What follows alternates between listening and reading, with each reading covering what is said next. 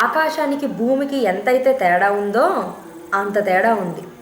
మనిషి యొక్క ఆలోచనలు వేరు, మనిషి యొక్క జ్ఞానం వేరు.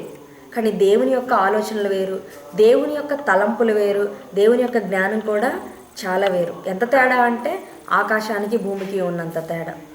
అలా ఉండే మనుషులు అసలు దేవుడు చెట్టు వేయటం మనకు ఎటువంటి ఉద్దేశం ఉంది, ఆయన మనసులో ఎటువంటి ఉద్దేశాన్ని కలిగి ఉన్నాడని ఆలోచించడం మానేసి, దేవుడు చెట్టు వేసి తప్పు చేశాడు, దేవుడు చెట్టేసి మనుషులకు అన్యాయం చేశాడు అని చాలామంది దేవుడి మీద తప్పు మోపుతున్నారు. నిజానికి ప్రియులారా, ఒక వ్యక్తి గురించి మనం తెలుసుకోవాలి అంటే, ఒక మనిషి గురించి మనం తెలుసుకోవాలంటే వాళ్ళ యొక్క మనసు తెలిసి ఉండాలి. దేవుడు చెట్టు వేయటం మనకు ఎటువంటి ఉద్దేశం కలిగి ఉన్నాడో, దేవుడు చెట్టు వేయడం వెనుక ఎటువంటి ప్రణాళిక కలిగి ఉన్నాడో, ఎటువంటి ఉద్దేశాన్ని కలిగి ఉన్నాడో అది ఎవరికి తెలిసిద్ది? దేవుని యొక్క మనసుని తెలుసుకున్న వాళ్ళకే తెలిసిద్ది. దేవుని యొక్క మనసుని ఎవరైతే అర్థం చేసుకుంటారో వాళ్ళకి మాత్రమే తెలిసిద్ది. చాలామంది అంటుంటారు ఏమని, ఒక ఇద్దరు భార్యాభర్తలు ఉన్నారనుకోండి, ఒక భార్య అని దేవుని 25 సంవత్సరాలు ఇంత కాపురం చేశారండి, ఇంతవటికి ఆయన మనసులో ఏముందో నాకు ఇంతవటికి తెలియదు అని చెప్పిద్ది. అలాగే ఒక భర్త కూడా అంటారు, రోజు ఆమెతోనే ఉంటాను, ఆమెతోనే తిరుగుతాను, 25 సంవత్సరాల నుండి ఆమెతో కాపురం చేస్తున్నాను, కానీ ఇంతకీ ఆమె ఎప్పుడు ఎలా ఉండిద్దో నాకే తెలియదండి, ఆమె మనసులో ఏముండిద్దో నాకు తెలియదండి అని ఒక భర్త మాట్లాడుతూ ఉంటాడు. నీ కళ్ళ ముందు కనిపించే ఒక మనిషి యొక్క మనసే తెలుసుకోలేని నీవు, లేకపోతే మన కళ్ళ ముందున్న మనుషుల యొక్క మనసులను తెలుసుకోలేని మనము, వాళ్ళ మనసులో ఉన్న ఉద్దేశాలను తెలుసుకోలేని మనము, మన కంటికి కనిపించిన దేవుని యొక్క ఉద్దేశాన్ని ఎలా తెలుసుకోగలము? ఎలా తెలుసుకోగలం అంటే దేవుని మనస్సు ఈ 66 పుస్తకాల గ్రంథమైన బైబిల్, దేవుడు తన మనసులో ఉన్న ప్రతిదీ కూడా ఈ బైబిల్లో రాయించాడు. దేవుని యొక్క మనసులో ఉన్న ఉద్దేశాలను మనం తెలుసుకోవాలంటే ఈ బైబిల్ని దివారాత్రులు ధ్యానిస్తే దేవుని యొక్క మనసులో ఉన్న ఆ తలంపులు ఏంటివి, దేవుని యొక్క మనసులో ఉన్న ఆ ఉద్దేశాలు ఏంటివి అనేది మనకు అర్థమయ్యింది. కానీ ఇప్పుడున్న క్రైస్తవ సమాజం కానివచ్చు, క్రైస్తవులు కానివచ్చు ఎలా ఉన్నారంటే బైబిల్ని పరిశీలించడం మానేసి పైన బోధకుడు చెప్పే మాటలకు అలవాటు పడ్డారే కానీ సొంతంగా తీసి తమ స్వతహా బైబిల్ చదవాలి, బైబిల్లో దేవుడు ఎటువంటి ఉద్దేశాన్ని కలిగి ఉన్నాడు, ఆయన మనసు ఏంటి, ఆయన తన పిల్లలైన వారి పట్ల ఎటువంటి ప్రణాళిక కలిగి ఉన్నాడని ఏ మనిషికి కూడా ఆలోచించట్లేదు. కానీ ప్రతి క్రైస్తవుడికి దేవుడు అప్పగించిన బాధ్యత ఏంటంటే ప్రతిరోజు బైబిల్ చదవాలి, ప్రతిరోజు అంటే దివారాత్రులు బైబిల్ని ధ్యానించాలి. అందుకని దావీదు గారు ఏం చేశాడు? దివారాత్రులు బైబిల్ ధ్యానించాడు.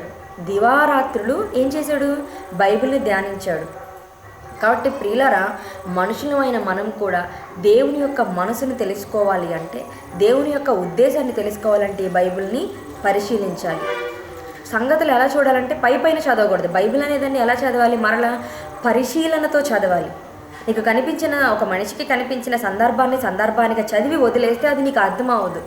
దాన్నే ఏమంటారంటే, కొరింథీయులకు రాసిన 2వ పత్రిక 2వ అధ్యాయం 7వ వచనంలో, తీయవసరం లేదండి, కొరింథీయులకు రాసిన 2వ పత్రిక 2వ అధ్యాయం 7వ వచనంలో పౌలు గారు చెబుతూ ఏమంటాడంటే, మీరు సంగతులను పైనే చూచుచున్నారనండి. సంగతులను మీరు పైనే చూచుచున్నారు అంటే దేవుని యొక్క మనసు యొక్క ఉద్దేశం మనకు తెలియాలంటే మనం ఎలా పరిశీలించాలి? మనం బైబిల్ని ఎలా చదవాలి అంటే పరిశీలనాత్మకంగా చదవాలి. మనసును మొత్తం దాని మీద నిష్ట పెట్టి చదివితే కానీ దేవుని యొక్క తలంపు అనేది, దేవుని యొక్క ఉద్దేశం అనేది తెలియదు. ఇలా మనం ఒక వస్తువు కొనాలనుకోండి, ఉదాహరణకి ఒక ఫ్రిడ్జ్ కొనాలనుకోండి, షోరూమ్కి వెళ్ళి ఏం చేస్తాము? ఆ ప్రైజ్ అంటే ఆ మిషన్ యొక్క ఫ్రిడ్జ్ యొక్క డీటెయిల్స్, అది ఎన్ని సంవత్సరాలు పనిచేసింది, దానికి వారంటీ ఎంత, దానికి గ్యారంటీ ఎంత, ఏది ఎక్కడ పెట్టబడింది, ఏది ఎలా పనిచేస్తుందని దాన్ని గూర్చిన పూర్తి వివరణ ఒక వస్తువు కొనడానికి మనం తెలుసుకుంటాం. అంటే ఒక వస్తువు కొనడానికి మనిషి ఇంత జాగ్రత్త వహించినప్పుడు, అంటే ఈ జీవితంలో క్షణకాలం నాశనం అయిపోయి ఈ జీవితంలో ఒక వస్తువు కొనడానికి మనిషి అంత జాగ్రత్త వహించినప్పుడు మరి నిత్య జీవానికి వెళ్ళబోయే ఈ ఆత్మ విషయంలో, ఈ ఆత్మ జ్ఞాన విషయంలో మనిషి ఎంత జాగ్రత్త కలిగి ఉండాలి? ఎంతో జాగ్రత్త కలిగి ఉండాలి. వస్తువు విషయంలో నువ్వు మోసపోతే మరలా ఇల్లు ఆ షాప్ దగ్గర అడగొచ్చు, నీకు ఆయుష్కాలం ఉండిద్ది. కానీ నువ్వు వాక్యం విషయంలో కనుక మోసపోతే, నీకు నిజం అనేది తెలియకుండా మరణిస్తే, దేవుని దగ్గర తలదించుకొని నిత్యాగ్ని దండనికి వెళ్ళిపోవాల్సి ఉంటుంది. కనుక ప్రియులారా, బైబిల్ చదివే విషయంలో మనుషులు ఎలా ఉండాలంటే పరిశీలనాత్మకంగా చదవాలి. పరిశీలనాత్మకంగా చదివితే దేవుని యొక్క ఉద్దేశం ఏంటి, దేవుని యొక్క తలంపు ఏంటి అనేది ప్రతి మనిషికి అర్థమవుతుంది. ప్రతి మనిషి బైబిల్ని పరిశోధించకపోవటం వల్లే ఏమంటాడు, దేవుడు చెట్టేసి పాపం చేశాడండి, మనుషులకు ఏం చేశాడు, అన్యాయం చేశాడండి అంటాడు. నిజానికి దేవుడు అన్యాయం చేస్తాడా? దేవుని యొక్క మనసు అసలు అన్యాయం చేసేదా అని అంటే ఒకసారి యోబు గ్రంథము 34వ అధ్యాయము 10వ వచనం చూడండి. ఒకసారి యోబు గ్రంథము 34వ అధ్యాయము 10వ వచనం. ఎవరైనా రెఫరెన్స్ చదవండి. యోబు గ్రంథము 34వ అధ్యాయము 10వ వచనం. విజ్ఞానము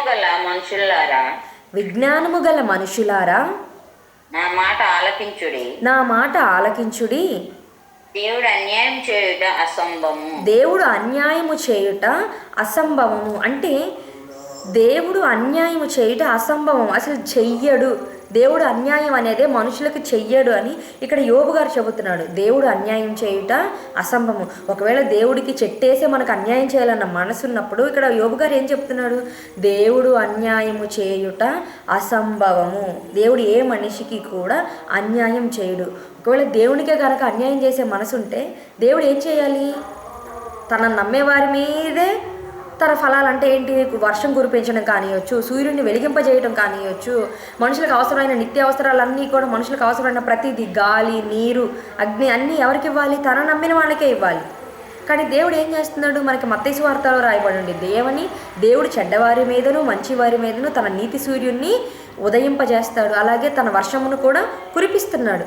అంటే మనిషి దేవుణ్ణి నమ్మినా నమ్మకపోయినా కూడా దేవుడు ఏం చేస్తున్నాడు, ఒకళ్ళ పట్ల పక్షపాతంతో ఒకళ్ళ పట్ల అన్యాయాన్ని జరిగించట్లేదు. ఏ మనిషికి కూడా అన్యాయం అనేది దేవుడు చేయలేదు. చేయకుండా ఏం చేశాడు, తన నీతి సూర్యుడిని ఉదయింపజేస్తున్నాడు, అలాగే వర్షాన్ని కూడా ఈ భూమి అంతటి మీద కురిపిస్తున్నాడు. ఒకవేళ దేవుడికే కనుక అన్యాయం చేసే మనసు కలిగి ఉంటే, దేవునికే కనుక అన్యాయం చెయ్యాలి అన్న ఉద్దేశం కనుక ఉంటే ఏం చెయ్యాలి, ఒకళ్ళ పట్ల ఒకలా ప్రవర్తించాలి, తన నమ్మే వారి పట్ల ఒకలా ప్రవర్తించాలి, తన నమ్మని వారి పట్ల ఒకలా ప్రవర్తించాలి. కానీ దేవుడు అలా ప్రవర్తించట్లేదు కదా. అలాంటప్పుడు మనం ఏం అర్థం చేసుకోవాలి, దేవుడు అన్యాయము చేయుట అసంభవము. దేవుడు మనుషులకు ఎప్పుడు కూడా అన్యాయం చేయడు. కనుక మనం ఏం చేయాలంటే దేవుని యొక్క మనసులో ఉన్న ఉద్దేశాలు ఏంటి అనేది క్రైస్తవుడు బైబిల్ నుండి పరిశోధించి బయటున్న సమాజానికి తెలియచేయాలి. ఒకసారి యోధాపత్రిక 1వ అధ్యాయము 22వ వచనం చూడండి. యోధాపత్రిక 1వ అధ్యాయము 22వ వచనం. ఒక అధ్యాయం మాత్రమే ఉండిద్ది. యోధాపత్రిక 1వ అధ్యాయము 22వ వచనం. సందేహపడు వారి మీద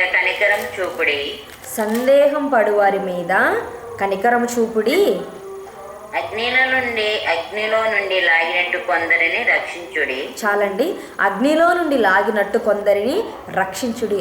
ఏం చెప్పాడు దేవుడు, సందేహపడు వారి మీద కనికరం చూపాలి. ఎవరైతే డౌట్లతో ఉన్నారో, ఎవరైతే అనుమానాలతో ఉన్నారో, ఎవరైతే సందేహాలతో ఉన్నారో వాళ్ళ మీద ఏం చేయాలి, మనం కనికరం చూపించాలి. కనికరం చూపించి ఏం చేయాలి, ఇంకొక బాధ్యత కూడా ఏం పెట్టాడు దేవుడు మన మీద, ఏంటంటే అగ్నిలో నుండి లాగినట్టు కొందరిని రక్షించుడి.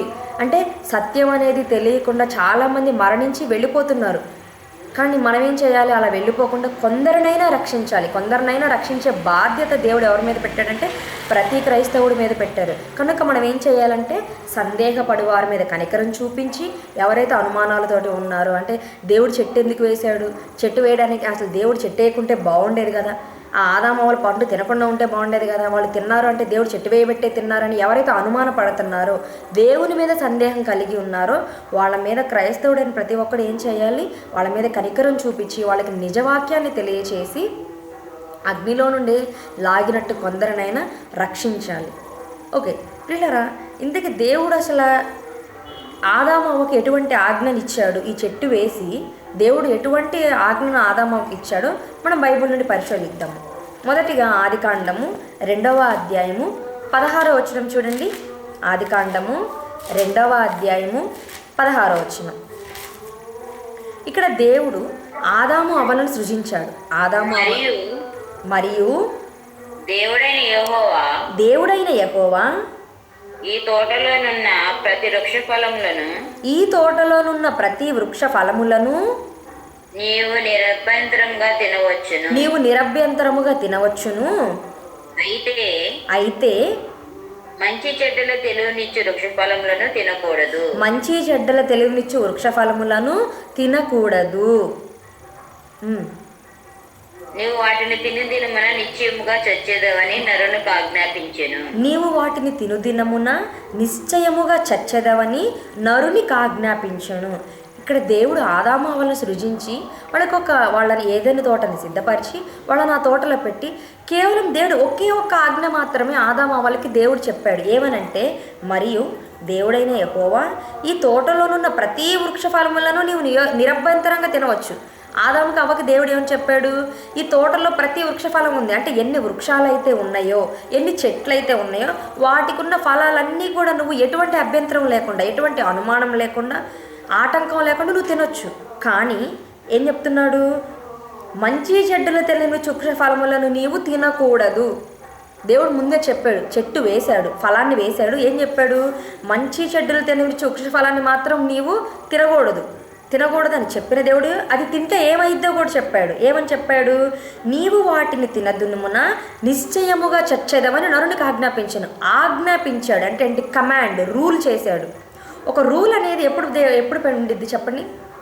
ఒక రూల్ అంటే ఇప్పుడు ఉదాహరణకి మనం ట్రాఫిక్లో వెళ్తున్నాం అనుకోండి, హెల్మెట్ పెట్టుకోవటం అనేది ఏంటి? ఒక రూల్. అంటే కమాండ్. ఒక రూల్ అంటే ఏంటి? దానివల్ల నీకు అది నీకు పెట్టారంటే అది నీకు ఉపయోగపడేదే. నీకు చెప్పారంటే అది నీ మంచి కొరకే చెప్పారు. రూల్ పెట్టారంటే ఏంటి? మనిషి యొక్క మంచి కొరకే ఒక రూల్ అనేది పెడతారు. ప్రభుత్వం వాళ్ళు కానియచ్చు, మనుషులు కానియచ్చు. దేవుడు కూడా ఆదాము యొక్క మంచి కొరకే చేశాడు. ఏమని? చెట్టు వేసిన దేవుడు ఏమని చెప్పాడు? మంచి చెడ్డలు తిననిచ్చే వృక్ష ఫలాన్ని నువ్వు అసలు తినకూడదని ఆజ్ఞాపించాడు. రూల్ పెట్టాడు, నువ్వు తినొద్దు అని. తిన్నా సరే, ఒకవేళ నువ్వు తింటే ఏమైద్దో కూడా చెప్పాడు. ఏమని చెప్పాడు? నువ్వు నిశ్చయంగా చచ్చిపోతావు అని చెప్పాడు. కానీ ఆదాము ఏం చేశాడు? ఒకసారి ఆదికాండము 3వ అధ్యాయము 11వ వచనం చూడండి. ఆదికాండము 3వ అధ్యాయము 11వ వచనం.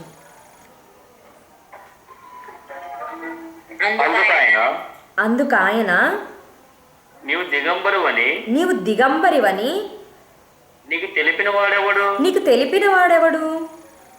నీవు తినకూడదని నేను నీకు ఆజ్ఞాపించిన వృక్ష ఫలమును తింటివా అని అడిగాను. ఇక్కడ దేవుడే అని అడిగాను. ఇక్కడ దేవుడు ఆదాము దగ్గరికి ప్రతి చల్లపూట వచ్చి పలకరించడానికి వచ్చినప్పుడు రోజు యథావిధిగా జరుగుతుంది. పలకరించినప్పుడు బాగానే ఉన్నాడు. కానీ ఒకానొక రోజు దేవుడు ఆదాముని పిలిస్తే ఆదాము ఏం చేశాడంటే దాక్కొని ఏం చేశాడు? నీ స్వరము విని నేను చెట్టు వెనక దాక్కున్నానని అప్పుడు దేవుడు అడుగుతున్నాడు ఆదాముని, ఏమని? నీవు దిగంబరివని నీకు తెలిపిన వాడెవడు?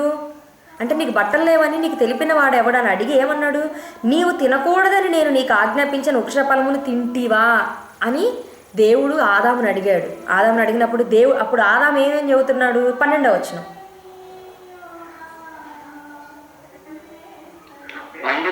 అందుకు ఆదాము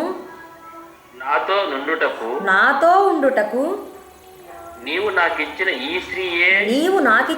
స్త్రీయే ఆ వృక్ష ఫలములు కొన్ని నాకియ్యగా నేను తింటినానని. ఇక్కడ ఆదాము ఏం చేస్తున్నాడు? తప్పు చేశాను ప్రభువా, నువ్వు ఇచ్చిన ఆజ్ఞను నేను పాటించలేకపోయాను, నన్ను క్షమించాను అడగకుండా ఆదాము అక్కడ ఏం చేస్తున్నాడు? దేవుడి మీదకే నేరం మోపుతున్నాడు. ఏమనంటే, నువ్వు నా కోసం ఒక స్త్రీని తీసుకొచ్చావు కదా, నా కోసం స్త్రీని హవ్వను సృజించి నా కోసం ఇచ్చావు కదా, ఆ స్త్రీ ఇస్తేనే నేను తిన్నాను, నా తప్పేమీ లేదు అన్నట్టు ఇక్కడ చెబుతున్నాడు. నువ్వు నాకు ఇచ్చిన ఈ స్త్రీయే కొన్ని వృక్ష ఫలాలు ఇస్తే నేను తిన్నాను అని ఆదాము ఏం చేశాడు? నిర్మోహమాటంగా దేవుడి మీదకే నేరం మోపేసి ఏం చేశాడు? నా తప్పేమీ లేదని తన తప్పును తను కప్పిపుచ్చుకుంటున్నాడు.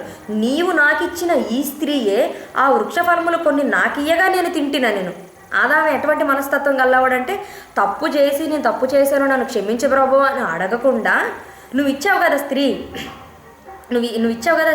ఆ స్త్రీ నాకు ఇస్తే నేను తిన్నాను, నా తప్పేమీ లేదా, నువ్వు నాకు ఇచ్చావు, ఆమె ఇచ్చిన నేను తిన్నానని తనకు తోడుగా ఉండడం కోసం సాటి అయిన సహకారిగా ఇచ్చినందుకు దేవుడి మీదే ఏం చేశాడు ఆదాము? నేరాన్ని మోపాడు. ఇక స్త్రీని కూడా అడిగాడు దేవుడు ఏమని? 13వ వచనం. అప్పుడు దేవుడైన యెహోవా స్త్రీతో నీవు చేసినది ఏమిటని అడుగగా స్త్రీ సర్పము నన్ను మోసపుచ్చినందున తింటిన నేను. స్త్రీ ఏం చేసింది? సర్పం మీదకి నెట్టేసింది. స్త్రీ ఏం చేసిందంటే సర్పం మీదకి నెట్టేసింది. సరే ఏమనింది? నా తప్పు కూడా ఏమీ లేదు అన్నట్టుగా, ఈ సర్పం చెబితే నేను తిన్నాను అన్నట్టుగా ఏం చేసింది? తన మీద నేరం మోపుకోకుండా మళ్ళీ దేవుని మీదకే నేరం మోపేటట్టు మాట్లాడింది. మనుషుల యొక్క నైజం చూసారా ఎలా ఉందో? అంటే తమ మీద ఏమీ పెట్టుకోరు, తమ మీద ఏం పెట్టుకున్న పక్కన వాళ్ళ మీదకి తోసినట్టు ఈ ఆదాము అవ్వలు కూడా తప్పు చేసి ఏం చేశారంటే దేవుని మీదకే నేరం మోపారు తప్పితే తమ తప్పును వాళ్ళు తెలుసుకోలేకపోయారు. అందుకని దేవుడు ఏం చేశారంటే ఆదాముని శపించాడు. ఏమని? నువ్వు కష్టముతోటి భూమిని పండించుకోవాలి.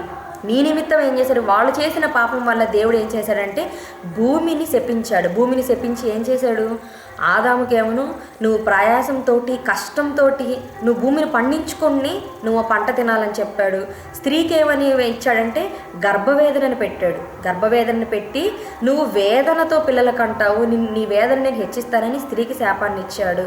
అలాగే సర్పానికి కూడా దేవుడు ఏమని ఇచ్చాడంటే నువ్వు పొట్టతోనే నేలను ప్రాగుతావు అని సర్పాన్ని కూడా బ్రతికినంతకాలం మన్ను తింటావని దేవుడు ఏం చేశాడు? సర్పాన్ని కూడా శపించేశాడు. అంటే ఆదాముని శపించాడు. అంటే ఆదాము అవ్వలు చేసిన తప్పుకి దేవుడు ఏం చేశాడు? ఈ భూమిని శపించాడు. అలాగే ఆదాముకి కూడా శాపం వచ్చింది, హవ్వకి కూడా శాపం వచ్చింది, అలాగే సర్పానికి కూడా శాపం వచ్చింది.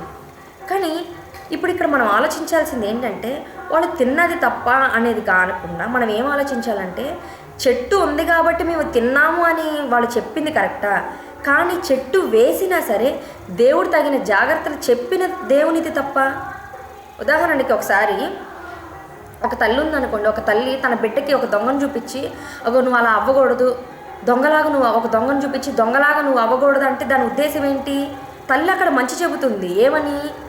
ఆ దొంగలాగా నువ్వు ప్రవర్తించకూడదు, నువ్వు దొంగ అవ్వకూడదు అని. కానీ పిల్లవాడు దొంగ ఈ మమ్మ నాకు చెప్పింది, ఆ దొంగను చూపించి దొంగ అవ్వమంది నన్ను, అందుకే నేను దొంగ ఉన్నాయని చెబితే అది ఎంత అవివేకంగా ఉండిద్ది? అలాగే అంటే నువ్వు దొంగ అవుతావా? తల్లి మంచి చెప్పడం కోసం నీకు దొంగను చూపించింది. అలాగే దేవుడు కూడా ఏం చేశాడు మనకు అలాగే దేవుడు కూడా చెట్టు వేశాడు కాబట్టి చెట్టు ఉంది కనుక నేను తిన్నాను అని నువ్వు చెబితే అది ఎంత అవివేకం అయ్యిద్ది? దేవుడు చెట్టు వేశాడు కానీ ఏం చెప్పాడు? నీకు తగిన జాగ్రత్త కూడా చెప్పాడు. కానీ చెట్టు వేసిన దేవునిది తప్పు అంటున్నారు కానీ మనుషులు. కానీ ఆజ్ఞాపించిన ఆజ్ఞని మీరిన ఆదాము అవ్వలది తప్పని మనుషులు గ్రహించలేకపోతున్నారు. ప్రియులారా, చెట్టు వేసిన దేవునిది తప్పు కాదు. చెట్టు వేసినా సరే తినకుండా ఉండగలిగేలా ఆదాము అవ్వలు ఉండాలి. చెట్టు వేసిన దేవునిది తప్పు కాదు. చెట్టు ఉన్నంత మాత్రాన ఆదాము అవ్వలు ఫలం తినాలా? తినకూడదు కదా. చెట్టు ఉన్నంత మాత్రాన మేము ఫలాలు తిన్నాము అని అంటే ఇది ఎలా ఉండిద్దంటే, ఉదాహరణకి మనం వాడుకలో ఉండేది ఇప్పుడు కరెంట్ ఉందనుకోండి, అక్కడ కరెంట్ ఉంది, నేను వెళ్ళి ముట్టుకున్నాను, నాకు షాక్ కొట్టింది అని అంటే ఎలా ఉండిద్ది? షాక్ కొడితే ఎలా ఉండిద్ది? మనిషి ప్రాణాలకే ప్రమాదకరం. ఏమైద్ది?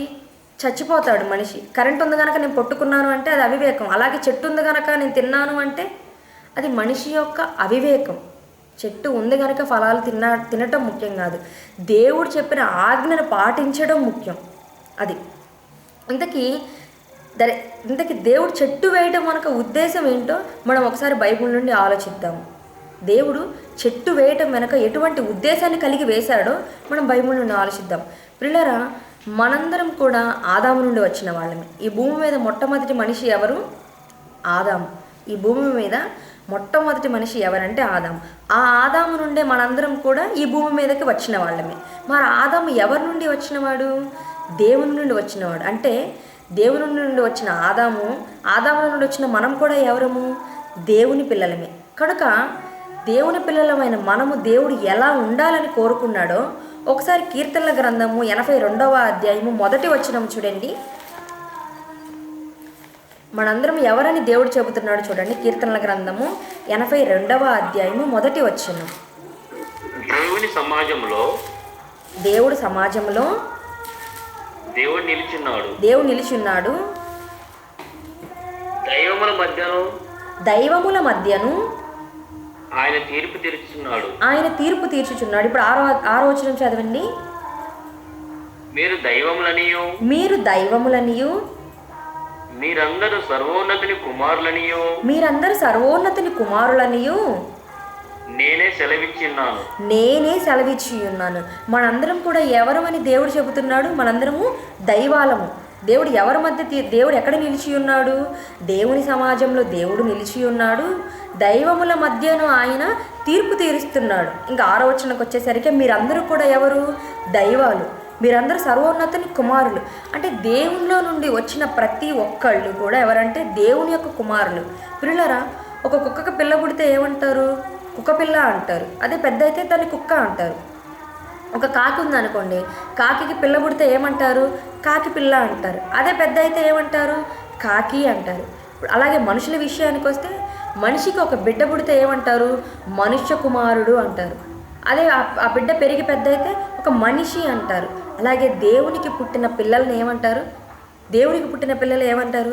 దైవ కుమారులు అంటారు. పెద్ద అయితే వాళ్ళు దైవాలుగా మారాలని దేవుడు కోరుకున్నాడు. అంటే దేవుడు దైవం కనుక మనం కూడా ఎలా ఉండాలని దేవుడు కోరుకున్నాడంటే దైవాలుగా ఉండాలని కోరుకున్నాడు. దైవాలుగా ఉండాలని కోరుకొని మనకి దేవుడు ఏం చేశాడంటే స్వతంత్రాన్ని ఇచ్చాడు. దేవుడు ఆదాము అవ్వలను పుట్టించి వాళ్ళని ఒక మరబొమ్మల్లాగో లేకపోతే ఒక రోబోట్టులాగా సృష్టించి నేను చెప్పిందే మీరు చెయ్యాలి, నేను చెప్పినట్టుగానే మీరు నడవాలి అని దేవుడు ఆదాము అవ్వలకి ఆజ్ఞాపించలేదు.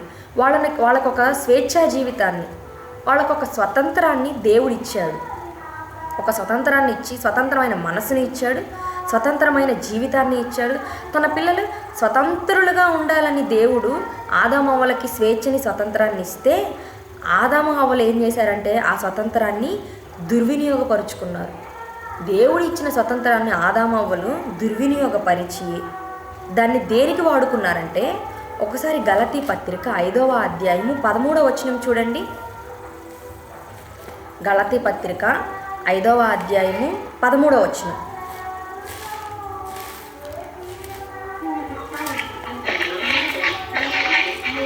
గలతీ పత్రిక 5వ అధ్యాయము 13వ వచనం.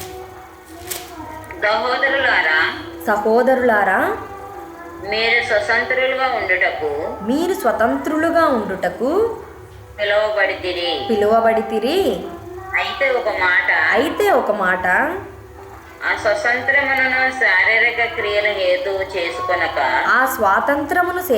క్రియలకు హేతువు చేసుకొనక ప్రేమ కలిగిన వారై ఒకనికొకడు దాసులై ఉండుడి. ఇక్కడ పౌలు గారు గలతీకి రాస్తే ఏం చేస్తారంటే మీరు స్వతంత్రులుగా ఉండుటకు పిలువబడ్డారు, దాసులుగా ఉండటానికి పిలువబడలేదు. అలాగే దేవుడు కూడా ఆదాము హవ్వల్ని ఎలా సృష్టించాడు? దాసులుగానో లేకపోతే రోబోట్టులాగో మరమనుషుల్లాగో తన చెప్పిందే వినాలి అనేవి ఆదాము హవ్వలని దేవుడు సృష్టించలేదు. స్వతంత్రమైన మనస్సునిచ్చాడు, స్వతంత్రమైన జీవితాన్ని వాళ్ళకి ప్రసాదించాడు. కానీ మనుషులు ఏం చేశారంటే ఆ స్వాతంత్రాన్ని శారీరక క్రియలకు హేతువు చేసుకొనక, అంటే ఆదాము హవ్వలు ఏం చేశారు? ఆ స్వతంత్రాన్ని శారీరక క్రియలకు హేతువు చేసుకున్నారు. వాళ్ళు తప్పు చేయడానికి ఆ స్వతంత్రాన్ని వినియోగించుకున్నారు. వాళ్ళు ఒక పాపం చేయటానికి, ఒక తప్పు చేయటానికి ఆ స్వతంత్రాన్ని ఎలా వాడుకున్నారంటే దుర్వినియోగపరుచుకున్నారు. దేవుడిచ్చిన స్వతంత్రాన్ని దుర్వినియోగపరుచుకొని దేవుడు ఇచ్చిన ఆజ్ఞను పాటించలేక దేవుని యొక్క శాపాన్ని వాళ్ళ మీదకి తెచ్చుకున్నారు. కానీ నిజానికి దేవుడు చెట్టు వేయటం అనక నిజానికి దేవుడు వాళ్ళకి స్వతంత్రం ఇవ్వడానికి గల కారణం ఏంటంటే తన పిల్లలైన వాళ్ళు స్వేచ్ఛా జీవితాన్ని అనుభవించాలని. ఉదాహరణకి స్వతంత్రం ఉందనుకోండి, ఉదాహరణకి ఇందాక నేను చెప్పినట్టు మనకు స్వతంత్రం ఉందనుకోండి, మనం ఏం చేయాలి? ఆ స్వతంత్రాన్ని మంచికి మాత్రమే వినియోగించుకోవాలి.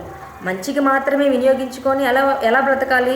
ఒక నిష్ఠతోటి, ఒక ఆజ్ఞతోటి బ్రతకాలి. కానీ మనుషులు ఏం చేస్తారు? ఆ స్వతంత్రాన్ని దుర్వినియోగపరుచుకుంటూ ఉంటారు. దాన్ని దుర్వినియోగపరిచి ఏం చేస్తారు? లేనిపోని సమస్యల్లోకి మనుషులే పడిపోతూ ఉంటారు. కనుక ప్రియులారా, దేవుడు స్వతంత్రులుగా ఉండటానికి స్వతంత్రాన్ని ఆదాము అవ్వలకి ఇచ్చాడు. కానీ ఆదాము అవ్వలు ఏం చేశారు? ఆ స్వతంత్రాన్ని శారీరక క్రియలకి వాడుకున్నారు. వాడుకొని ఏం చేశారు? తమ మీదకి శాపాన్ని తెచ్చుకున్నారు. అలాగే పేతురు రాసిన మొదటి పత్రిక 2వ అధ్యాయము 16వ వచనం చూడండి. పేతురు రాసిన మొదటి పత్రిక 2వ అధ్యాయము 16వ వచనం చూడండి. పేతురు రాసిన మొదటి పత్రిక 2వ అధ్యాయము 16వ వచనం. స్వతంత్రులై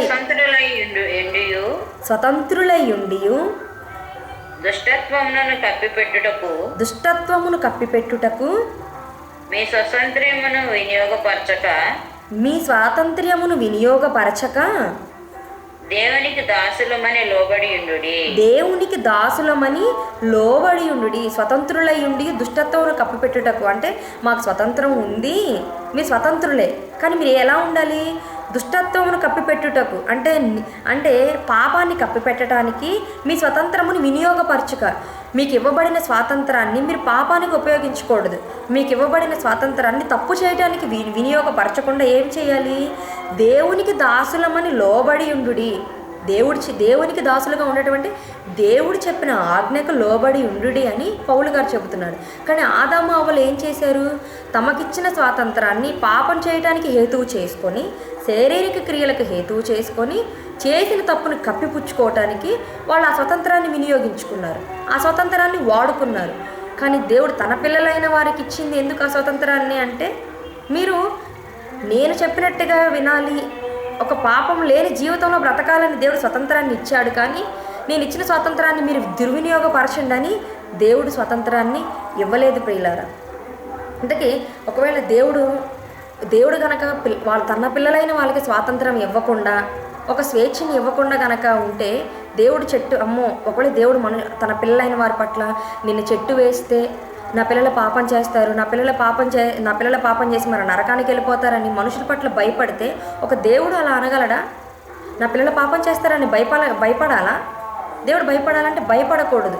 తన పిల్లలు ఎలా ఉండాలని దేవుడు కోరుకున్నాడంటే ధైర్యవంతులుగా ఉండాలనుకున్నాడు, పిరికివారుగా ఉండకూడదని దేవుడు కోరుకున్నాడు.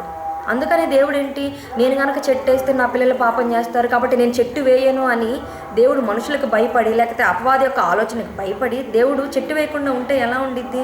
దేవుడు భయపడినట్టు ఉండిద్ది. కానీ మన దేవుడు అలాంటి వాడు కాదు. అందుకని దేవుడు ఎందుకంటే బలహీనులైనా సరే కూడా బలవంతులుగా, తన పిల్లలు బలహీనులైనా సరే బలవంతులుగా ఉండాలని దేవుడు కోరుకుంటాడు. కానీ బలహీనులుగా ఉండాలని దేవుడు కోరుకోలేదు.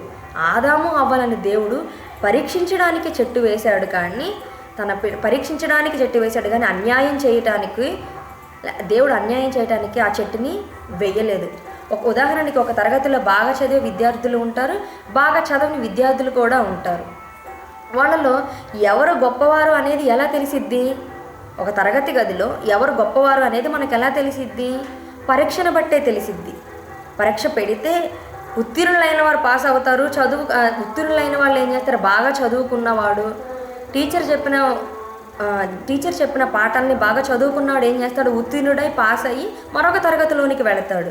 కానీ చదవలేనివాడు ఏం చేస్తాడు? ఫెయిల్ అయిపోయి ఆ తరగతిలోనే ఉండిపోతాడు. కానీ దేవుడు ఏం కోరుకున్నాడు? తను పెట్టిన పరీక్షలో తన పిల్లలైన వారు ఏం చేయాలనుకున్నాడు? నెగ్గాలి అనుకున్నాడు, పరీక్షలో పాస్ అవ్వాలి అనుకున్నాడు. కనుక ప్రియులారా, దేవుడు ఆదాము అవ్వాలని పరీక్షించడానికి మాత్రమే చెట్టు వేశాడు. ఎందుకు? తన పిల్లలని గొప్పవారిగా చూపించడానికి. ఒక తరగతి గదిలో విద్యార్థి గొప్పవాడని తెలియాలంటే ఏముండాలి? పరీక్ష ఉండాలి. అలాగే తన పిల్లలు గొప్పవాళ్ళ కాదా, పాపం విషయంలో తన పిల్లలు గొప్పవాళ్ళ కాదా అని తెలియాలంటే ఏముండాలి? పరీక్ష ఉండాలి. పరీక్ష కొరకు మాత్రమే దేవుడు చెట్టు వేశాడు. పిల్లరా, మనందరం అనుకోవచ్చు, మన అందరికీ ఒక ప్రశ్న తలెత్తిద్ది. ఏమని?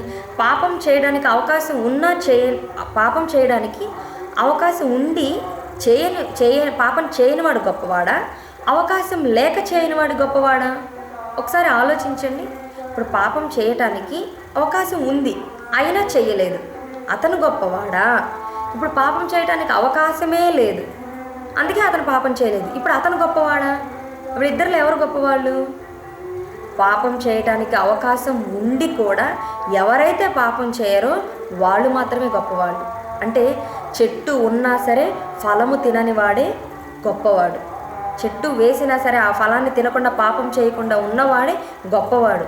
దేవుడు పరీక్ష కొరకు అంటే అవకాశం ఉన్నా సరే తప్పు చేయకుండా ఉండాలనే పరీక్ష కొరకు మాత్రమే దేవుడు ఏదైనా తోటలో ఆ చెట్టు వేశాడు. ఒక చేప ఉందనుకోండి, ఉప్పు సముద్రంలో బ్రతికింది, ఒక ఉప్పు చేప ఉంది, అది సముద్రంలో బ్రతికింది. కానీ తన శరీరం నుండి ఉప్పును అంటించుకునిద్దా? అంటించుకోదు. ఆ చేపను పట్టి మనం ఏం చేస్తాము? ఉప్పులో ఊరబెడతాము. ఒక చేప సముద్రంలో బ్రతికినా సరే ఉప్పును అంటించుకోకుండా బ్రతకదు. ఒక తామర పువ్వు ఉంది, ఆ తామర పువ్వు బురదలోనే బ్రతికిద్ది, కానీ తనకి బురదను అంటించుకోవద్దు. అలాగే ప్రియులారా, మనం కూడా ఈ పాపపు లోకంలో బ్రతికినా సరే పాపాన్ని అంటించుకోకుండా బ్రతకకూడదు. పాపాన్ని అంటించుకోకుండా బ్రతకాలని దేవుడు కోరుకున్నాడు. తన పిల్లలైన వారు పాపం అనేది లోకంలో ఉన్నా సరే పాపాన్ని అంటకుండా బ్రతకాలని దేవుడు కోరుకున్నాడు. ఒక ఆదాము అవ్వలకు మాత్రమే దేవుడు పరీక్ష పెట్టలేదు. ఈ భూమి మీదకి వచ్చిన ప్రతి మనిషికి దేవుడు పరీక్ష పెడతాడు. ఈ భూమి మీదకి వచ్చిన ప్రతి మనిషికి, తన కోసం బ్రతకాలనుకున్న ప్రతి మనిషికి కూడా దేవుడు పరీక్ష పెడతాడు. ఒకసారి పేతురు రాసిన మొదటి పత్రిక 1వ అధ్యాయము 6వ వచనం చూడండి. పేతురు రాసిన మొదటి పత్రిక 1వ అధ్యాయము 6-7 వచనాలు. పేతురు రాసిన మొదటి పత్రిక 1వ అధ్యాయము 6-7 వచనాల్లో, ఇందువలన మీరు మిక్కిలి ఆనందించుచున్నారు గాని అవసరమును బట్టి నానా విధములైన శోధనల చేత ప్రస్తుతమున కొంచెము కాలము మీకు దుఃఖము కలుగుచున్నది. నశించిపోవు సువర్ణము అగ్ని పరీక్ష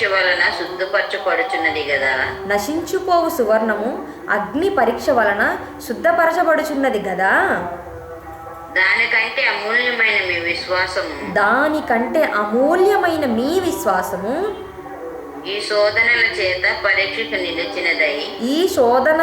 పరీక్షకు నిలిచినదై యేసుక్రీస్తు ప్రత్యక్షమైనప్పుడు మీకు మెప్పును మహిమయు ఘనతయు కలుగుటకు కారణమగును. ఇక్కడ నశించిపోవు సువర్ణము అంటే, నశించిపోయే సువర్ణం అంటే ఏంటి? సువర్ణము అంటే బంగారము. అంటే ఈ రోజు నుండి రేపు పోయే బంగారం అది ఏమయ్యిద్ది? నిజమైన బంగారమా కాదా, అది ఒరిజినలా గిల్టా అని బంగారాన్ని ఎలా పరీక్షిస్తారు? అగ్నితోటి పరీక్షిస్తారు. అంటే ఈ రోజు నుండి రేపు పోయే బంగారానికి అగ్ని పరీక్ష ఉన్నప్పుడు అంతకంటే అమూల్యమైన మీ విశ్వాసం, అంటే బంగారం కంటే కూడా గొప్పది, బంగారం కంటే అమూల్యమైనది, విలువైనది ఏంటి? మీ విశ్వాసం. మీ విశ్వాసానికి ఏముండిద్ది? పరీక్ష ఉండిద్ది. మీ విశ్వాసం పరీక్షకు నిలవాలి. నశించిపోయే బంగారానికే అది నిజమైనదా కాదా అని మనం పరీక్షించుకున్నప్పుడు, మరి మనకున్న విశ్వాసము నిజమైనదా కాదా అని తెలియాలంటే ఏంటి? పరీక్ష ఉండాలి. ఆ పరీక్షలో మనము నెగ్గాలి. ఆ పరీక్షలో మనం నెగ్గినప్పుడే మనం ఏం సంపాదించుకుంటాము? ఆ నిత్య జీవాన్ని సంపాదించుకుంటాము. పిల్లరా, ప్రభుత్వం ఏం చేసిద్ది? ఉద్యోగాలు వదిలిద్ది. ఉద్యోగాలు ఇచ్చినప్పుడు ఏం చేస్తుంది? ఒక 100 ఉద్యోగాలు ఉన్నాయి అనుకోండి, ఒక 100 ఉద్యోగాల ఖాళీలు వదిలినప్పుడు వేకెన్సీలు చూపించినప్పుడు ఆ ఉద్యోగాలకి ఎంతమంది అప్లికేషన్లు పెట్టుకుంటారు? 10,000 మంది పెట్టుకుంటారు, లేకపోతే 20,000 మంది అయినా పెట్టుకుంటారు. అలా అప్లై చేసిన ప్రతి ఒక్కడికి జాబ్ వచ్చిద్దా అంటే రాదు. ఎవరైతే ప్రభుత్వం పెట్టిన పరీక్షలకు నిలుస్తారో, ప్రభుత్వం పెట్టిన పరీక్షల్లో పాస్ అవుతారో వాళ్ళకి మాత్రమే ఉద్యోగం ప్రభుత్వం ఇచ్చిద్ది. భూమి మీద ఉన్న ఉద్యోగాలకే ఇలాంటి పరీక్షలు ఉన్నప్పుడు మరి మనం నిత్య జీవాన్ని సంపాదించుకోవాలంటే అవసరమైనది ఏముంటుంది? మన విశ్వాసం. అటువంటి విశ్వాసానికి కూడా ఏముండిద్ది? పరీక్ష ఉండిద్ది. ఉద్యోగాలకే పరీక్ష ఉన్నప్పుడు అంతకన్నా అమూల్యమైన మన విశ్వాసానికి కూడా ఏముండిద్ది? పరీక్ష ఉండిద్ది. ఆ పరీక్షలో మనం ఏం చేయాలి? నెగ్గాలి. ఆ పరీక్షలో మనం ఏం చేయాలి? పాస్ అవ్వాలి. మనం ఎప్పుడైతే దేవుడు పెట్టిన పరీక్షను పాస్ అవుతామో, ఎప్పుడైతే దేవుడు పెట్టిన పరీక్షకు నిలుస్తామో, అప్పుడు మనము దేవుడు పెట్టిన పరీక్షలో పాస్ అయ్యి అప్పుడు దేవుడిచ్చిన నిత్య జీవాన్ని మనము పొందుకుంటాము. పరీక్షలో పాస్ అయిన వాడికే ఉద్యోగం అన్నట్టు దేవుడు పెట్టిన పరీక్షలో పాస్ అయితేనే మనకి నిత్య జీవం. శోధన పెట్టిన దేవుడే, అంటే పరీక్ష పెట్టిన దేవుడే ఆ పరీక్షలో నుండి మనకి తప్పించుకునే మార్గాన్ని కూడా చూపిస్తాడు. ఒకసారి కొరింథీయులకు రాసిన మొదటి పత్రిక 10వ అధ్యాయం 13వ వచనం చూడండి. కొరింథీయులకు రాసిన మొదటి పత్రిక 10వ అధ్యాయము 13వ వచనం. కొరింథీయులకు రాసిన సాధారణముగా మనుషులకు కలుగు శోధన తప్ప మరి ఏదియు మీకు సంభవింపలేదు. మరి ఏదియూ మీకు సంభవింపలేదు. దేవుడు నమ్మదగినవాడు. దేవుడు నమ్మదగినవాడు. మీరు సహింపగలిగినంత కంటే ఎక్కువగా మీరు సహింపగలిగినంత కంటే ఎక్కువగా ఆయన మిమ్మల్ని శోధింపబడనీయడు. ఆయన మిమ్మును శోధింపబడనీయడు. అంతేకాదు సహింపగలుగుటకు ఆయన శోధనలో కూడా తప్పించుకొని మార్గమును కలుగు చేయను. సాధారణంగా మనుషులకు కలుగు శోధన తప్ప మరి ఏ శోధనయో మీకు సంభవింపలేదు. సాధారణంగా మీకు పరీక్షలు వస్తూ ఉంటాయి, మీకు శ్రమలు వస్తూ ఉంటాయి, మీకు ఏమంటే కష్టాలు అనేవి వస్తూ ఉంటాయి. అలా వచ్చినా సరే కూడా దేవుడు ఎలాంటి వాడంటే నమ్మదగినవాడు. మీరు సహింపగలిగినంత కంటే ఎక్కువ పరీక్షించడు. మీరు సహింపగలిగినంత కంటే అంటే మీరు ఎంత వాటికైతే సహింపగలగరో అంత వాటికి మాత్రమే మిమ్మల్ని పరీక్షిస్తాడు, అంత వాటికి మాత్రమే అవకాశం ఇస్తాడు. అంతకు మించిపోతే కూడా ఒకవేళ మీరు ఆ శోధనలో ఉన్నా సరే, మీరు పరీక్షలో ఉన్నా సరే కూడా ఏమైందంటే దేవుడు తప్పించుకునే మార్గాన్ని కూడా తెలియజేస్తాడు. మనల్ని శోధించేది ఎవరంటే అపవాదే దేవుడి దగ్గరికి వెళ్ళి ఒక భక్తుడు అయిన వాడిని శోధించడానికి అపవాదే వెళ్ళి పర్మిషన్ అడిగింది.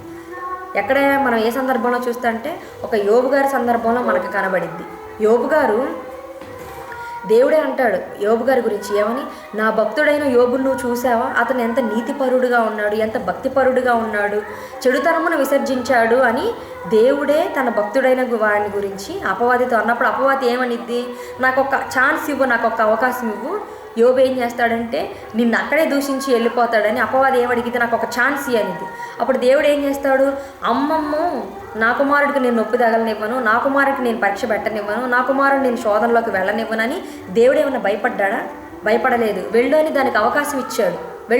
వెళ్ళి నా కుమారుడిని పరీక్షించు, అతని విశ్వాసం ఎలా ఉండిద్దో చూడు, అతని యొక్క విశ్వాసం ఆ పరీక్ష నిలిచిద్దో లేదో చూడు అని ఏం చేశాడు, ఒక ఛాలెంజ్ లాగా చెప్పాడు దేవుడు అపవాదికి. అంతేగాని దేవుడు భయపడ్డాడా? భయపడలేదు. అలాగే ఆదాము అవ్వల విషయంలో కూడా దేవుడు అంతే. ఏమని, నా పిల్లలు కనుక అమ్మో చెట్టు వేస్తే నా పిల్లలు పాపం చేసేస్తారు, నా పిల్లలు పాపం చేస్తే వాళ్ళు నరకానికి వెళ్ళిపోతారని అని భయపడలేదు. అపవాది మనిషిని శోధించడానికి దేవుని దగ్గర ఒక ఛాన్స్ అడిగిద్ది. ఆదాము అవ్వల దగ్గరికి కూడా వచ్చింది అంటే ఏంటి, అది దేవుని దగ్గర పర్మిషన్ తీసుకుందనే అర్థం. అంటే ప్రతి మనిషిని పరీక్షించాలి అంటే, ప్రతి మనిషిని శోధించాలి అంటే దేవుని యొక్క అనుమతి అనేది ఉండిద్ది. దేవుని యొక్క అనుమతి ఉండే ఆ అపవాది యోబు దగ్గరికి వచ్చింది. అలాగే ఆదాము అవ్వలైన వాళ్ళ దగ్గరికి కూడా వచ్చి ఎందుకు వచ్చిందంటే దేవుడు కూడా ఎందుకు దానికి పర్మిషన్ ఇచ్చాడు అంటే తన పిల్లల యొక్క గొప్పతనం అనేది తెలియటానికి. ఒక యోబు గారి విషయంలో అదే జరిగింది. వెళ్ళు నా కుమారుని పరీక్షించు, నా కుమారుని పరీక్షిస్తే అతని యొక్క విశ్వాసం ఎంత బలమైనదో, అతని యొక్క విశ్వాసం ఎంత స్ట్రాంగో నువ్వు చూడు అని ఒక ఛాలెంజింగ్గా దేవుడు యోబు గారి విషయంలో చెప్పి దానికి పర్మిషన్ ఇచ్చాడు. అలానే అపవాది ఏం చేసింది, వెళ్ళింది యోబు గారిని పరీక్షించింది, శోధన కలుగ చేసింది. ఎలా చేసింది, తన ఆస్తి మొత్తాన్ని తీసేసింది, తన పిల్లల్ని తీసేసింది, అలాగే శరీరానికి వేదనకరమైన రోగాన్ని కూడా తెప్పించింది. అయినా కూడా యోబు ఏం చేశాడు, ఆ పరీక్షలో నిలిచాడు. ఆ పరీక్షలో నిలిచి దేవుని గణపరిచాడు, దేవునికి ఘనత తెచ్చాడు. అపవాది ముందు దేవుడు తలెత్తుకునేలా చేశాడు. కానీ ఆదాము అవ్వలు ఏం చేశారు, దేవుడిచ్చిన స్వతంత్రాన్ని దుర్వినియోగం చేసి పాపంలో పడిపోయారు.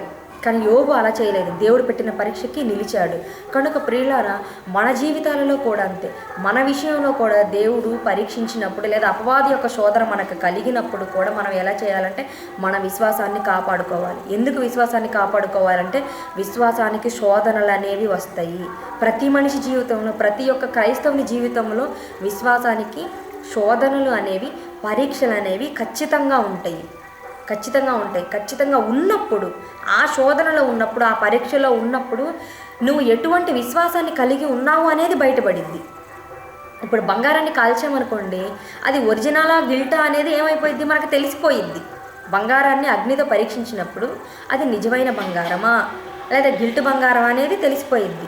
అలాగే మన విశ్వాసానికి కూడా కష్టాలు అనేవి కలిగినప్పుడు, శ్రమలు అనేవి వచ్చినప్పుడు, శోధనలు అనేవి నిలిచినప్పుడే మన విశ్వాసం బలమైనదా కాదా అనేది తెలిసిద్ది. మన విశ్వాసం పరీక్షకి నిలిచినదా కాదా అనేది తెలిసిద్ది. కనుక పౌలు గారు ఇంకో మాట చెబుతున్నాడు. ఒకసారి కొరింథీయులకు రాసిన మొదటి పత్రిక 10వ అధ్యాయము 23వ వచనం చూడండి. కొరింథీయులకు రాసిన మొదటి పత్రిక 10వ అధ్యాయము 23వ వచనం. అన్ని విషయముల యందు నాకు స్వాతంత్ర్యం కలదు గాని నాకు స్వాతంత్ర్యము కలదు గాని అన్నీయు చేయదగినవి కావు. అన్నీయు చేయదగినవి కావు. అన్నిటి యందు నాకు స్వాతంత్ర్యము కలదు గాని అన్నిటి యందు నాకు స్వాతంత్ర్యము కలదు గాని నీవు క్షేమాభివృద్ధి కలుగజేయవు. అన్నీయు క్షేమాభివృద్ధి కలుగజేయు. అంటే స్వాతంత్రం అన్ని విషయాల యందు ఉంది, కానీ స్వాతంత్రం ఉంది కదా అని ఏం చేయాలి? అన్నీ చేయదగినవి కాదు, ఉన్నాయి కదా అని అన్నీ మనము చెయ్యకూడదు. అన్నిటి యందు నాకు స్వాతంత్రం కలదు కానీ అన్నీ క్షేమాభివృద్ధి కలుగజేయవు. చేసిన ప్రతిదీ మనకు క్షేమాన్నే ఇచ్చింది. స్వాతంత్రం ఉంది కదా అని వెళ్ళి కరెంటు పట్టుకుంటే నా షాక్ కొట్టకుండా ఉండిద్దా, మనిషి చచ్చిపోకుండా ఉంటాడా? అంటే స్వాతంత్రం ఉంది కదా అని మనం ఏం చేయాలి? స్వాతంత్రం ఉంది కదా అని మనం దుర్వినియోగపరచకూడదు. స్వాతంత్రం అన్ని విషయాల యందు ఉండిద్ది, కానీ మనం ఏం చేయాలి? అన్ని స్వాతంత్రాలు మనకి క్షేమాన్ని కలుగజేయవు. అంటే స్వేచ్ఛ అనేది ఒక మనిషికి ఒక స్వేచ్ఛ అనేది కొన్ని విషయాల్లో మాత్రమే మనకి క్షేమాన్ని కలుగజేసిద్ది, కానీ కొన్ని విషయాల్లో ఏమైద్ది? మనకి క్షేమం అనేది ఉండదు. స్వాతంత్రం ఉంది కదా అని ఒక కుమారుడు ఉన్నాడు, ఒక తండ్రి ఉన్నాడు, తన కుమారుడికి బండి ఎందుకు ఇస్తాడు? అవసరాల నిమిత్తం ఇస్తాడు. అలా అవసరాల నిమిత్తం ఒక బండి ఇచ్చినప్పుడు కుమారుడు ఏం చేయాలి? దాన్ని మా నాన్న ఇచ్చాడు, స్వతంత్రాన్ని ఇచ్చాడు. ఎందుకు ఇచ్చాడు? ఇచ్చి బండి తీసుకున్నావు కదా, బండి ఇచ్చాను కదా, నువ్వు దాన్ని ఏం చేయాలి? నువ్వు జాగ్రత్తగా వాడుకోవాలని జాగ్రత్తగా చెప్పి ఆ బండి కుమారుడికి ఇస్తాడు.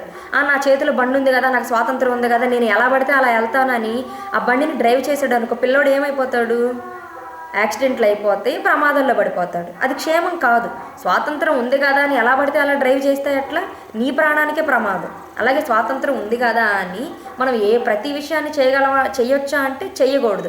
ప్రతిదీ కూడా మనకి క్షేమాన్ని కలుగజేయదని పౌలు గారు హెచ్చరిస్తున్నారు. ఇక్కడ స్వాతంత్రం ఉంది కదా అని మనం ఏది పడితే అది చేయకూడదు. కానీ ఆదాము వాళ్ళు ఏం చేశారు? ఆ స్వాతంత్రాన్ని పాపం చేయడానికి వినియోగించుకొని ఆ పాపాన్ని కప్పిపించుకోవడానికి తమ స్వాతంత్రాన్ని వినియోగించుకున్నారు తప్పితే దేవుని గెలిపించాలని అనుకోలేదు. ఆ పరీక్షలో ఆదాము అవ్వలు ఏం చేశారంటే ఓడిపోయారు. దేవుడు పెట్టిన పరీక్షలో ఆదాము అవ్వలు ఓడిపోయారు. మనుషులు ఎలాంటి వాళ్ళంటే, ఒకవేళ ఉదాహరణకి దేవుడే గనక మనకి ఆ పరలోకాన్ని ఇచ్చి, నాయనా నేను గనక మీరందరూ పరలోకానికి వచ్చారు, ఎందుకు వచ్చారు? నేను మీకు పరీక్షగా పెట్టకుండా మీ అందరినీ తీసుకొచ్చాను కాబట్టి, నేను పరీక్ష పెట్టలేదు కనుకే మీరందరూ పరలోకానికి వచ్చారని దేవుడు పిల్లలతో అన్నప్పుడు మనుషులు ఏమన్నా తెలివి తక్కువ వాళ్ళ? మనుషులు ఏమంటారంటే దేవునికే ప్రశ్నిస్తారు. ఏమని? నువ్వు చెట్టు వేసి ఉండాల్సింది ప్రభు, అప్పుడు మా గొప్పతనం ఏంది మేము నిరూపించేవాళ్ళమని దేవుడికి ఎదురు సమాధానం చెప్పేవాళ్ళు మనుషులు. అందుకని దేవుడు తను తప్పుడు వాడిగా మనుషులు తన పిల్లలకి చూపించుకోవాలనుకోలేదు. అందుకని ఏం చేశాడు? పరీక్షించడానికి చెట్టు వేశాడు. పరీక్షించడానికి చెట్టు వేసి ఏం చేశాడు? తమ విశ్వాసాలను పరీక్షించాడు. కానీ మనుషులు ఏం చేశారంటే దేవుడు పెట్టిన పరీక్షలో ఓడిపోయారు. కనుక ప్రియులారా, భవిష్యత్తు ఎరిగిన దేవుడు ఏదైనా తోటలో మంచి చెడు తెలివినిచ్చి వృక్ష ఫలాన్ని ఎందుకు వేశాడు అంటే ఆదాము అవ్వలను పరీక్షించడానికి వేశాడు. ఆదాము అవ్వలను పరీక్షించడానికి మాత్రమే దేవుడు ఆ చెట్టుని వేశాడు. కనుక దేవుడు అన్యాయం చెయ్యడానికి మాత్రం దేవుడు ఆ చెట్టు వెయ్యలేదు. తన పిల్లలు స్వతంత్రులుగా ఉండాలని కోరుకున్నాడు, కానీ ఒక రోబోట్టులా ఉండాలని కోరుకోలేదు. స్వతంత్రాన్ని ఇచ్చాడు, కానీ తన పిల్లలైన వారు ఏం చేస్తారంటే ఆ స్వతంత్రాన్ని దుర్వినియోగపరుచుకొని పాపంలో పడిపోయి దేవుడిచ్చిన స్వాతంత్రాన్ని దుర్వినియోగపరిచేసి పాపంలో పడిపోయి మరణాన్ని తెచ్చుకున్నారు. కనుక భవిష్యత్తు ఎరిగిన దేవుడు మంచి చెడులు తెలివి వృక్షఫలాన్ని ఎందుకు వేశాడు అంటే పరీక్ష కొరకు వేశాడు. కనుక ప్రియులారా, నేను చెప్పిన ఈ పాఠం మీకు అర్థమైంది అనుకుంటూ నాకు ఈ అవకాశం ఇచ్చిన మీ అందరికీ కూడా నా వందనాలు. మంచిదండి, విన్నారు కదా. దేవుడు మంచి చెట్టు ఎందుకు వేసాడో అక్క చెప్పింది కదా, బాగా విన్నారు కదండి. మన పరీక్షలు పెట్టి మన పరీక్షకు నిలబడి మరి ఇదివరకు భక్తులు